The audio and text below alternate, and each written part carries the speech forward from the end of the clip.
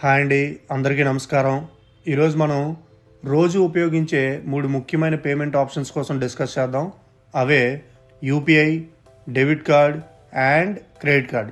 వీటిలో ఏది బెస్ట్ అనే విషయం గురించి ఈ వీడియోలో వివరంగా తెలుసుకుందాం. ప్రతి ఒక్కదానికి ఉన్న ప్రయోజనాలు, నష్టాలు, ఎప్పుడు ఏది వాడాలి అన్నీ చూద్దాం. Welcome to Gopi vlogs. నేను మీ గోపి.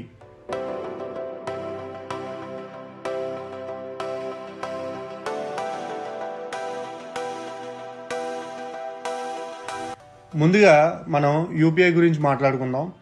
యూపీఐ అంటే మనం డైలీగా ఫోన్పే, గూగుల్ పే, పేటిఎం చేస్తూ ఉంటాం కదండి. జనరల్గా ఏ కూరగాయల షాప్స్లోనో వాటిల్లోనో మనం డైలీగా యూజ్ చేసే వాటిల్లో దాన్ని ఆ ఫోన్ నుంచి చేస్తాం కదా, మనం దాన్ని యూపీఐ అంటాం. ఇది ఏంటంటే ఇది 0 ఛార్జెస్తో వస్తుంది. అంటే మనం ఎవరికి డబ్బు పంపినా డైరెక్ట్ బ్యాంక్ ఛార్జెస్ అనేవి ఏమీ ఉండవు అనమాట. ఇన్స్టెంట్గా చాలా ఈజీగా డబ్బులు పంపించవచ్చు. యూపీఐ ద్వారా డబ్బులు డైరెక్ట్ బ్యాంక్ ట్రాన్స్ఫర్ అవుతాయి. అంటే మధ్యలో ఎలాంటి థర్డ్ పార్టీ ఇన్వాల్వ్మెంట్ అనేది ఉండదు. ఇన్స్టెంట్ పేమెంట్స్ అవుతాయి, ఈజీగా అవుతాయి అనమాట. కానీ ఒక చిన్న మైనస్ పాయింట్ ఉంది. అదేంటంటే మన అకౌంట్లో, మన బ్యాంక్ బ్యాలెన్స్లో డబ్బులు లేకపోతే దీన్ని మనం వాడలేము. అంటే యూపీఐ పని చేయదన్నమాట. And next debit card. ఇది కూడా డైరెక్ట్గా మన అకౌంట్ నుంచే డబ్బు డిడక్ట్ అవుతుంది. లోన్ లేదా ఎలాంటి ఇంట్రెస్ట్ ఉండదు. మీ సొంత డబ్బు మాత్రమే యూజ్ చేసుకోవచ్చు అనమాట. ఏటీఎం విత్డ్రాస్కి, ఆన్లైన్ పేమెంట్స్ కూడా ఇది యూజ్ చేసుకోవచ్చు. కానీ ఒక రిస్క్ ఉంది. ఫ్రాడ్ జరిగితే మీ అకౌంట్ బ్యాలెన్స్ మీద మాత్రం ప్రభావం చూపిస్తుంది అనమాట. And next third option credit card. ఇక క్రెడిట్ కార్డ్ విషయానికి వస్తే ఇది బై నౌ పే లేటర్ అనే సిస్టమ్ మీద పనిచేస్తుంది. అంటే ఇప్పుడే కొనండి, తర్వాత చెల్లించండి. ఆ రీపేమెంట్ 45 రోజుల్లో గ్రేస్ పీరియడ్ ఉంటుంది.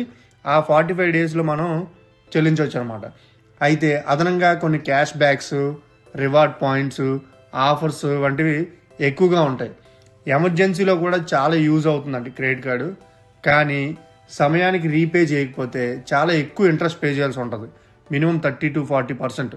సో దీంతో మనం కొంచెం జాగ్రత్తగా ఉండాలన్నమాట. ఈ మూడింటికి చిన్న కంపారిజన్ తీసుకుంటే ఇప్పుడు వీటిలో చిన్న టేబుల్తో పోల్చుకుందాం.